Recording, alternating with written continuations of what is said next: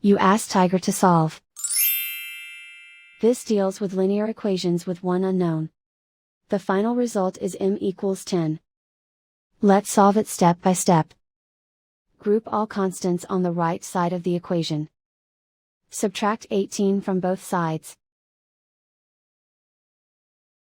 Group like terms. Simplify the arithmetic.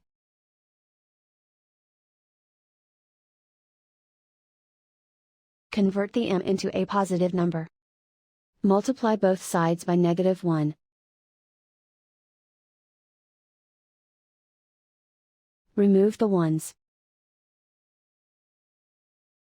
Simplify the arithmetic.